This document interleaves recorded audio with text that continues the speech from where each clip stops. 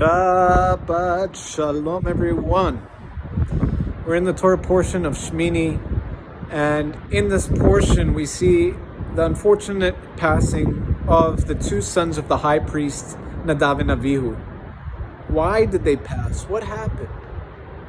Well, there's many opinions. One opinion, they gave a halachic ruling in front of their rabbi, big no-no. Another opinion, they brought an alien offering of ketoret, of incense, one of Hashem's favorite offerings, when it wasn't asked of them. They went into the Holy of Holies drunk.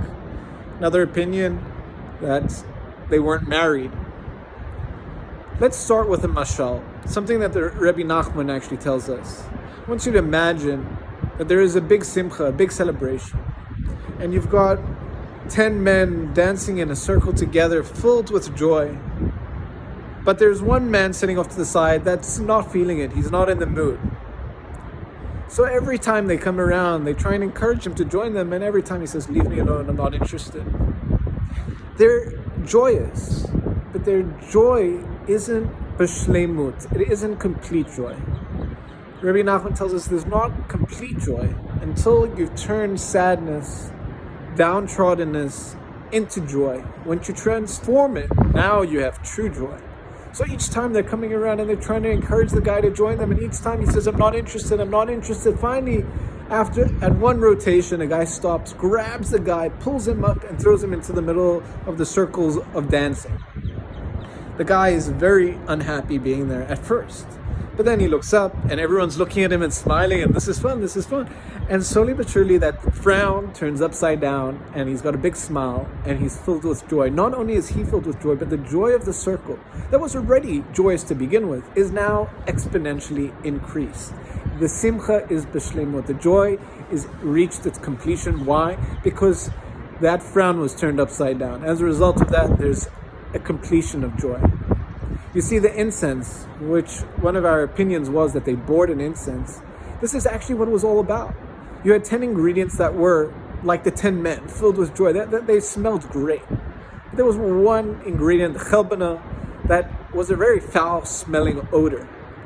And yet, somehow, when it was thrown into the mix, like the dancing man, the 11th ingredient, the 11th guy, not only became a transformation, came to a place of joy, but elevated the joy, the smell of all the other incense.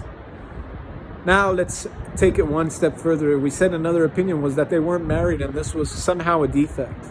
Ever since the sin of Adam and Eve, women are giving birth in a state of sadness, and one of the roles of man is to do a fixing for what went wrong there. So when a man and a woman get married, one of the blessings we say at the chuppah, at the wedding canopy, is Mesameach hachatan et hakala, that the man should bring joy to the woman.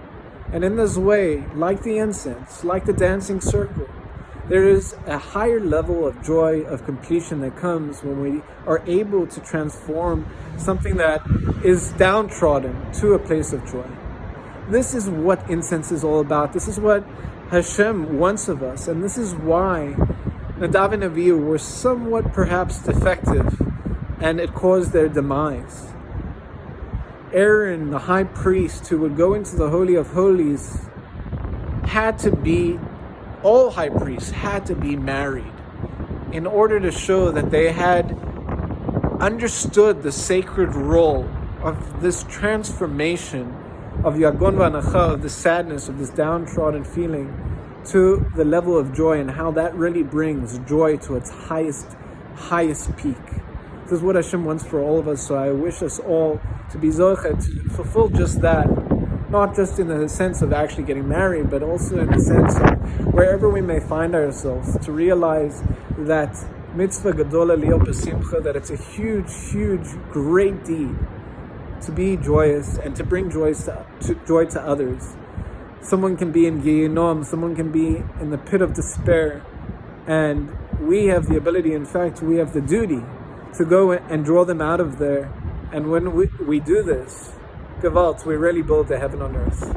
I wish you all a Shabbat Shalom.